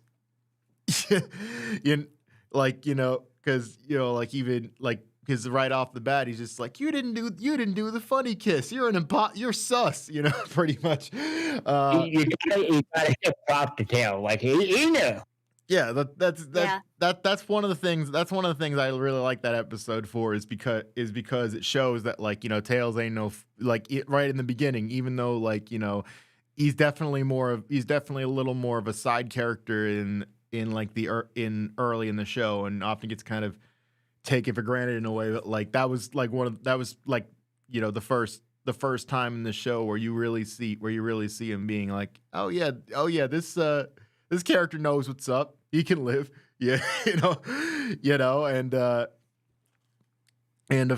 course, I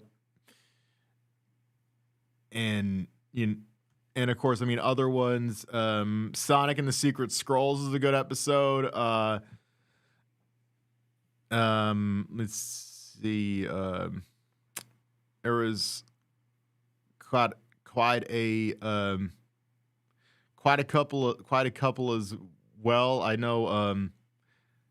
I like Hooked on Sonics just because I really like that name I really like that episode title. Hooked on Sonics. Get it? But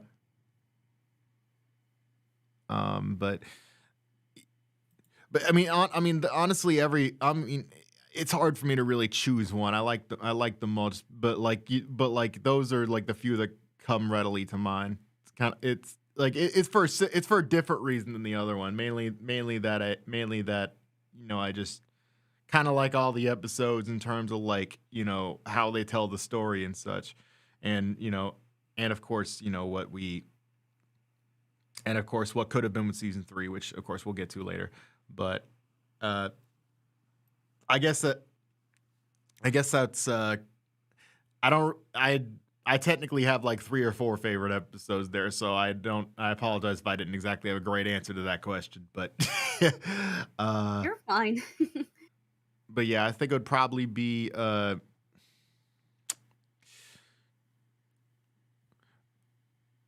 how about you, Rainboom? The one thing I just remembered then, my most favorite episode with Sonic SatAM, which is technically the Doomsday Project. Yeah, this is one of my most favorite season finale about Sonic SatAM, which technically Sonic and are trying to save Mobius once more. And my most favorite thing about favorite moment one was the right before the final episode of Sonic SatAM, which Snippet is gonna be taking Dr. Robotnik's position. Let's see. For my favorite, well, one of my favorites is Druidhand, and probably I would say the primary. There we go. The primary reason why Tails finally got the recognition that he deserved, which I'll play the scene. Because for most of the series, Tails was the side background character that nobody took seriously. Yeah, I was mentioning that earlier. That's why I liked Sonic and Sally so much, that it gave him, that spotlight, albeit for like a minute or so. Wasn't my plan. Yeah. What? But I thought that... Ladies and... Ladies, meet the Planmeister! The way cool big guy. And I'm like, finally, you the recognition that you deserve. Yeah. Oh, this is so touching. 3 cheers for our newest freedom fighter. Hip hip hooray! Hip hip hooray! Hip hip hooray! Yeah. Excellent point. I was That is my an tail excellent. is just so adorable in that show. But yeah, I again just going back to my trope. Like I never liked the trope of like, oh, you know, the sidekick or the secondary character being smarter than what the main character knows. But oh, they get the recognition they deserve, like either too late or when they're not around. So that's the primary reason why I love that episode a lot. Yeah, that is very. I know it sounds like I know it's sounding biased because I'm a Tails fan, but this just goes into just the trope in general and not Tails. I'm a Tails fan too. That episode was going to be up there. But Me too. yeah, and also one thing that was shown in there that we haven't mentioned is that it also introduced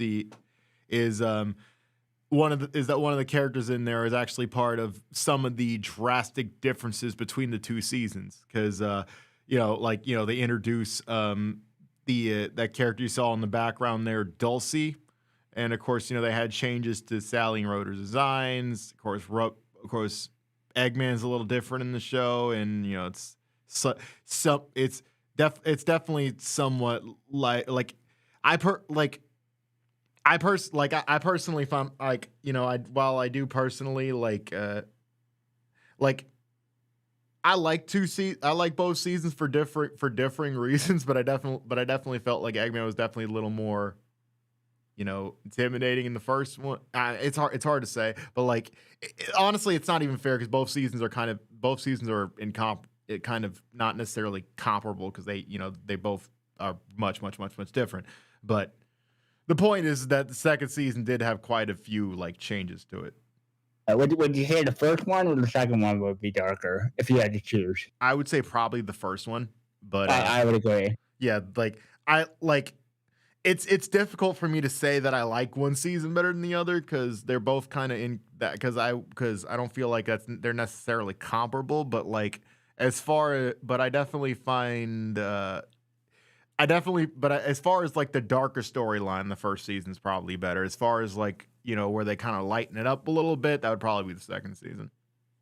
I know, in the episode, I think it was Head or Tail that they had the paint design for Sally, and they only did it for one episode before they used the main design, and then they gave her the best in the in season 2. Yeah, and Ava's correct. Nicole's story was mega dark, and I'll go ahead. And I'll go ahead and save. I'll put the picture you just put in on stream for the sake of context. Let me go ahead and put that up real quick. This is. I saw this episode I know what you're talking about because I saw this episode as well. I swore in one episode Sonic cried. I think it was the one where he had to say goodbye to Uncle Chuck because he wasn't fully free yet. But yeah. that was something that threw me for a loop because you never see Sonic cry ever. Yeah, I saw that. I know which one you're talking about, and yeah, I know. Literally seeing that was such a trip for me because it's bro, Sonic does not cry. Never ever happens. So when you see that, it stands out. And yes, going back briefly to what you were mentioning earlier, this is the one design for Sally that was used in what was technically episode 13, Heads or Tails, which little fun fact, this was aired as the 13th and final episode of season 1, but was ironically the first produced episode. Yeah, so that's why you always see it first. Yeah, and there's a lot of, and this is one of several inconsistencies with the show was Sally and Rotor having noticeably different designs. The latter of which was Sally's literally using an older design in this show, and there's of course some of the characters definitely behaving differently. The animation's a lot different, and there's some Adventures of Sonic the Hedgehog tracks that are actually reused in the episode as well. So it's like almost night and day from the previous 12 episodes. Like you could definitely tell that it was like something very early on in development. And BG Jedi was saying was giving a shout out to Sonic Polar, and yeah, I definitely check out Sonic Polar. It's a really good Japan product. They just put out the fourth part, like I think the other day. Sonic Polaris, you said? Yeah, yeah, Sonic Polar. Yeah, it was fun. Yeah, it was funny enough. Since we're mentioning that, for those that don't know, I actually voiced Knuckles in that series. So. Which is safe for me to say because we made the announcement a while ago. But this is not at all an intentional self-pluck. I just wanted to mention that, for definitely make sure to stay tuned because there may or may not be a chance that you will hear my voice somewhere in the series. So look forward to that. Definitely shout out to them, Garrett, my boy Noah, everyone there is, doing an excellent job on that show. Yeah, bring up. I know what. When do you bring up Dolius and when do you bring up a VG Jedi since they have their handmaid, and then we'll move on to the next topic. All right, I think I called the last person. Would you like to call up Dolius or Rainboom or? Sure. All right, let's do it.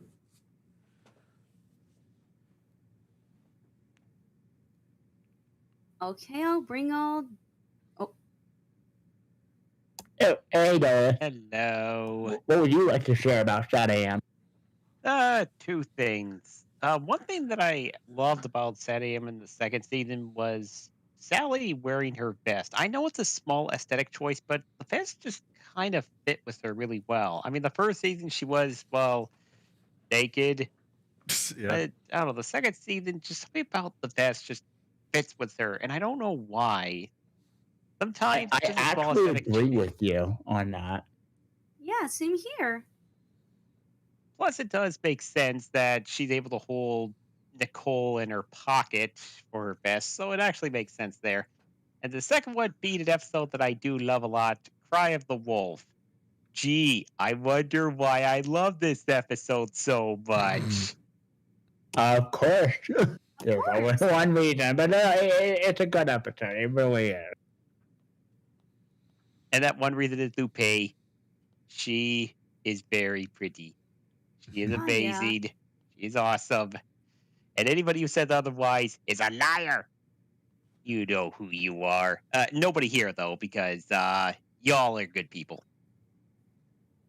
Doris, I'm curious since you're up in Canada. How did they air both shows in Canada? What channel did they air it on up there, if you remember? I was pretty young when Adventure Sonic the Hedgehog aired. I mean, both shows. It's mainly because, again, I was very young, so I don't remember what channel it was on at the time. I mainly bought the VHSs. Or rented the VHSs. That's how I knew about both shows. But in terms of what channel it was on, honestly, I'm not sure. I know that Sonic Underground was on Teletoon, which is now Cartoon Network. But in terms of SatAM and Adventure Sonic the Hedgehog, honestly, I don't know. Did you get the same VHS as us? I know, one of them was Sonic Racer and Hooked on Sonic, and I can't remember what the other one was off the top of my head. Yeah. Oh, wait. I think I remember where it aired. I think it was on CTV that aired both shows. That seems to be the only channel I can think of that would air them. Yeah, I did I was looking at the fan wiki to for research, for research and all of that because good enough source for this sort of stuff. And it did mention that it aired in Canada on CTV from 1993 to 1995. And as far as I could tell, that's the only television network that had actually aired it in Canada.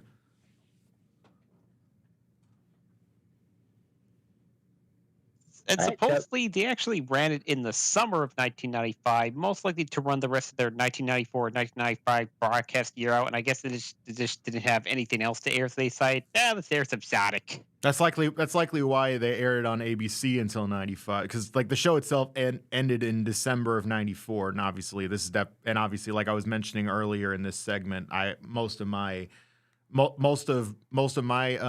familiarity with SatAM happened as a teenager online, because I would have been like 9 months old when the show went off the air, and I would have been a little too young to watch USA Network, which was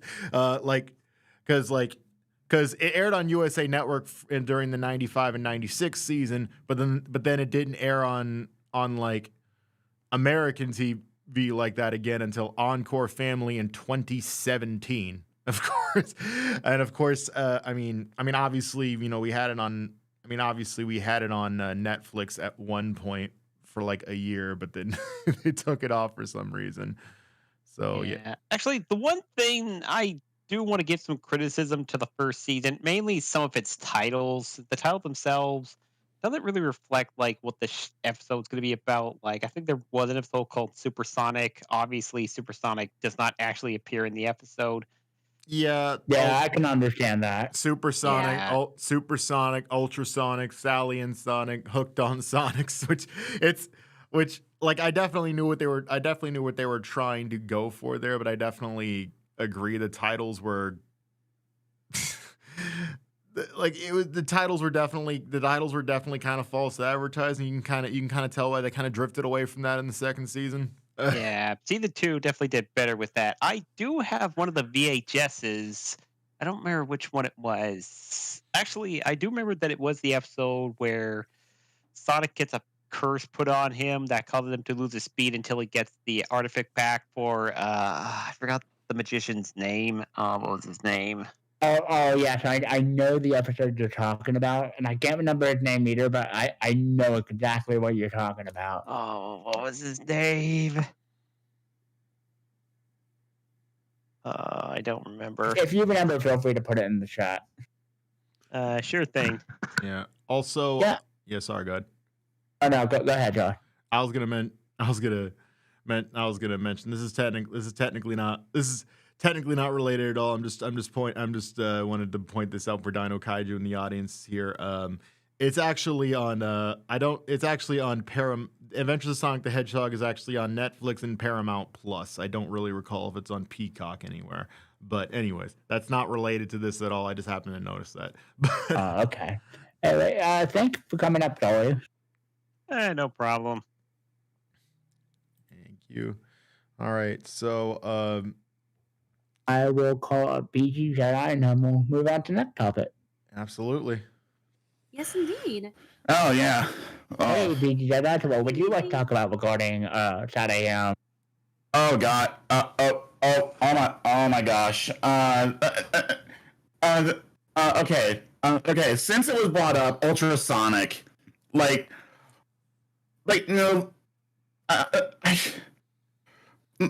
Uncle Chuck, no. I just no. For like the last 5 minutes of that episode, like Uncle Chuck, like Uncle Chuck,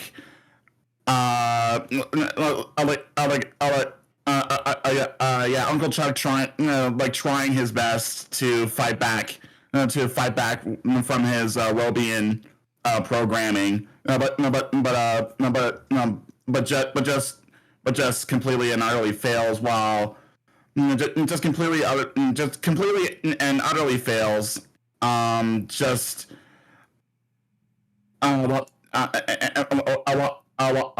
everyone's crying, while everyone's crying, and Sonic included. Like, it's just, I don't know. It's. I would probably say that's my favorite episode of a SatAM because with the way that it handled the Robian Mobian conflict with not only just with the freedom fighters, but with Uncle Chuck himself, who himself was a victim of that, and I was just like, no, Uncle Chuck, no, you can't do this. Like, you can't do this to him. I mean, eventually he managed to break free of the hole, so I'm happy about that.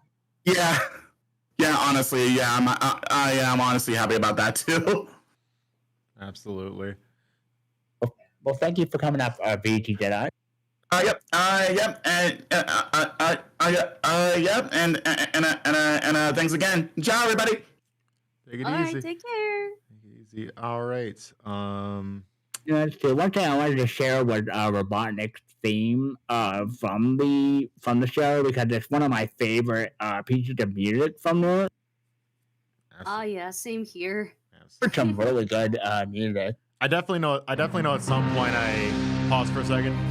I definitely wanted to mention too that I know for sure that definitely towards the end of the panel, I definitely wanted to bring attention to the what could have been with season 3 and maybe yeah, we'll definitely talk about that. And some of the work going into I'm gonna stop talking. We'll talk about it after. Yeah, and like when this played, like you knew something was gonna happen. Like you knew stuff was gonna go down. Oh yeah.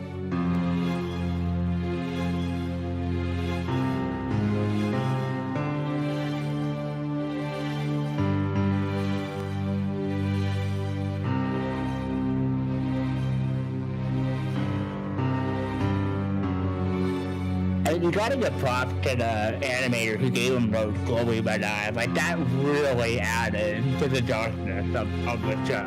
Oh, you gotcha. know, Gotcha. Jeez, that's very impressive. Not gonna lie. Okay, there's a Knothole theme I wanted to play too. If I can find it. Man, kinda really love that Dr. Robotnik's theme of SatAM.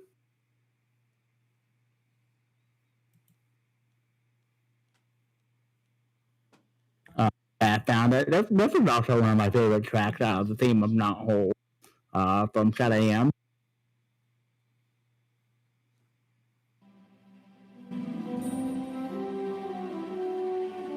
Dawning of Knothole. And you can tell like how much more peaceful it is, how much more happy it is.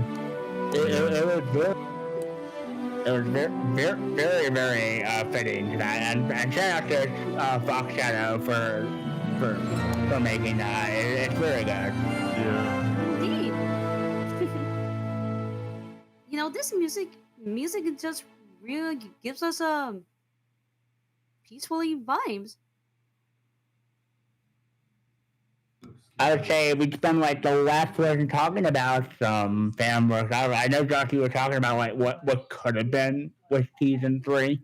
Yes, because that's definitely something I feel like is kind of an inevitable topic of discussion when it comes to this show. Because, there was, yes, for those that aren't aware, there was in fact a 3rd season, but it was unfortunately scrapped. And I feel, and it's unfortunate too, because from what I'm reading in the fan wiki here, I feel like it's definitely something I would have loved to have seen go into fruition, which I mean, of course, there are, which of course, I do know we have, which I do know there have been, attempts to, by people in the community to revive it, which obviously which those people are definitely gonna acknowledge. We'll be getting to that later, but I figure, just to kind of get an idea of what this could have been, I'm just gonna kind of get an idea, just kind of read what I have here regarding what they would have had for season 3, if y'all don't mind. But may I play like the original cliffhanger clip before you read it? Absolutely, go right ahead. So this is how season 2 ended. Doomsday Closet. Big round guy finally let Sonic defeat him. Well, don't celebrate too soon, Hedgehog. Now it's my turn. And I'm not alone!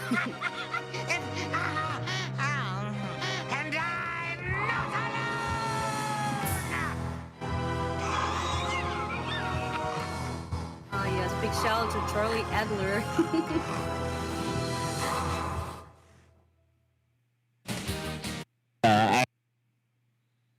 It's such a shame that it got canceled because Power Rangers was getting popular at the time. But it's very interesting to see like what could have been for season 3. If you wanted to read that out, Josh. Yeah. Which Ben Hurst has revealed.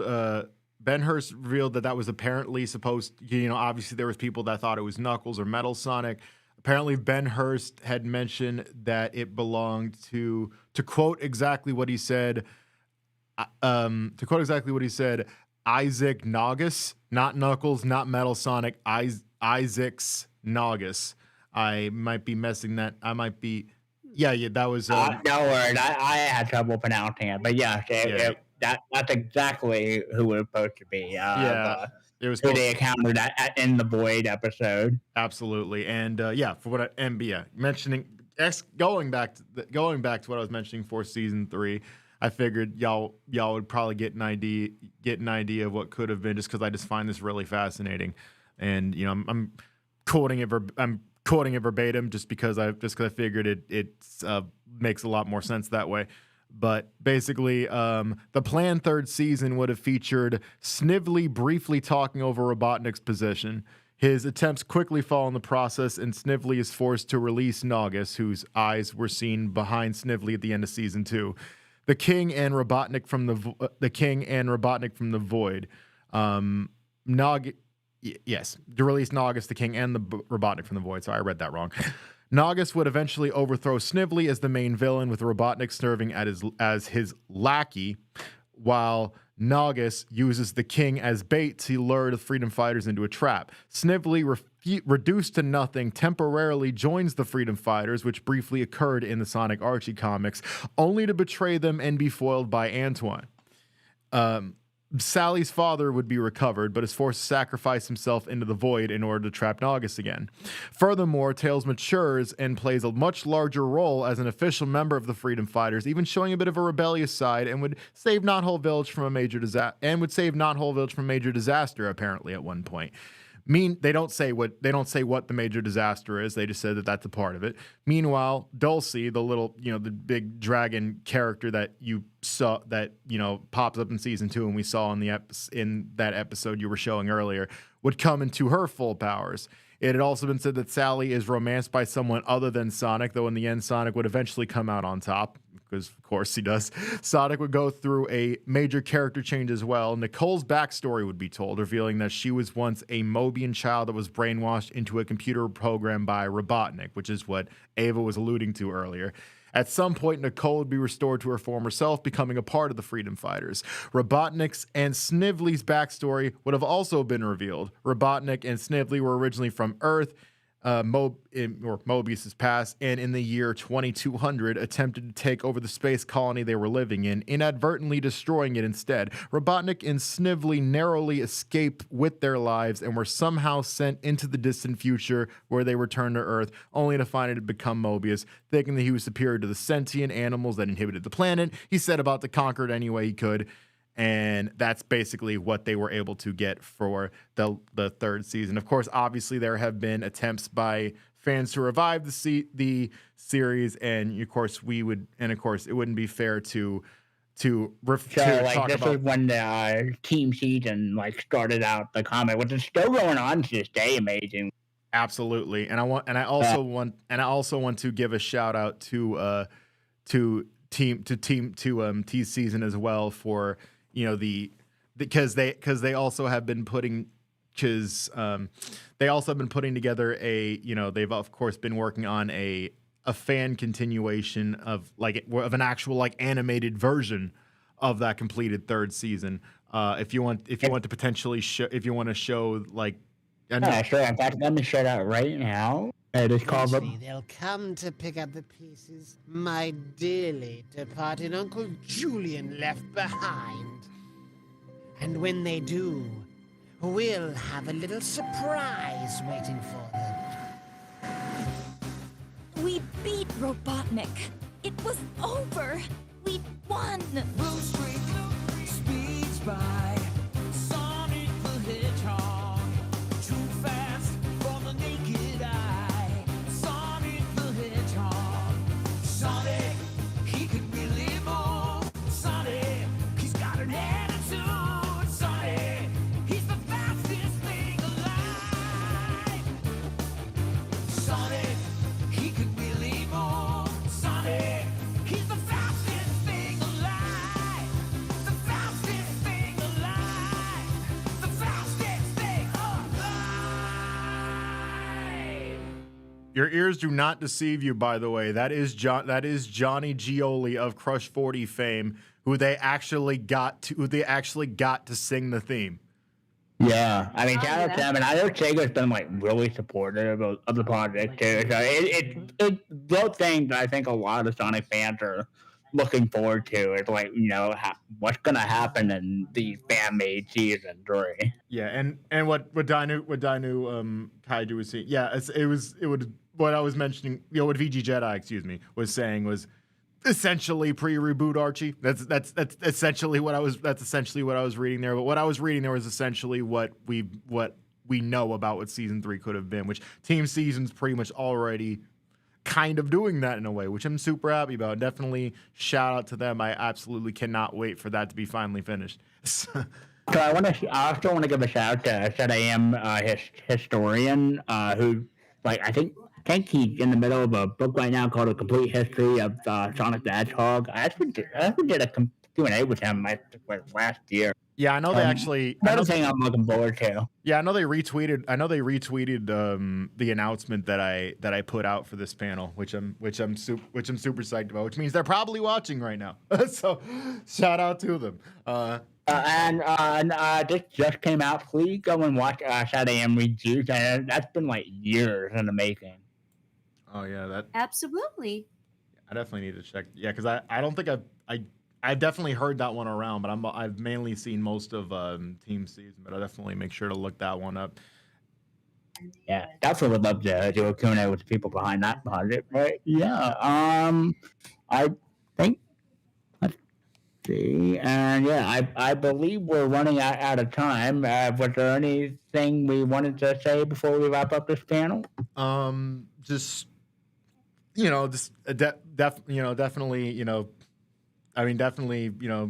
thanks for asking me to do this. I was obviously gonna be here anyway because I was working out because I'm like doing the stream for this stream slash the recording and eventual audio mixing of this. So I was gonna be here anyway. But I'm definitely psyched that I was brought on to do this because with Adventures of Sonic the Hedgehog especially, I have a lot of that's always gonna have a place in my inner child, and of course SatAM, I've got nothing but love and respect for it as a show, and definitely, of course, I definitely it has the cult following it's got for a reason. I'm honestly glad to have been brought to do this. This is actually the first deep dive panel I've ever done. So Yeah. It's new experience for me. So I definitely had fun. It was a good time. Yeah. It was my first time I got into the deep dive into both shows on then. It was pretty cool. Absolutely. Yeah, and these were two of my favorite Sonic the Hedgehog cartoons. So I just had to run and co-host this panel because I could talk about this for hours and hours. I wish we could discuss it more. Thank you very much, everybody, for coming out. I really, really do appreciate it, and thank you to Josh and Rainboom for co-hosting with me. No problem. Absolutely. And Cartoon Nights and Friday, they are going to be doing a marathon of SatAM for 30th anniversary. Yes, because ironically, their 30th anniversary was just 2 days ago. Yeah. So only fitting we would do it this week along with the deep dive. Absolutely, and also and adding to that, our next panel will be this Saturday at 8 p.m. Eastern, 5 p.m. Pacific. That's going to be another 30th anniversary panel for Sonic CD. That's going to be hosted by by my boy Chris, who's in the audience right now, as well as Leah Serenity Rose. So definitely be on the lookout for that. All right, so we'll see you next time, guys, and thank you very much for coming. Absolutely. Take care, everybody. Take it easy.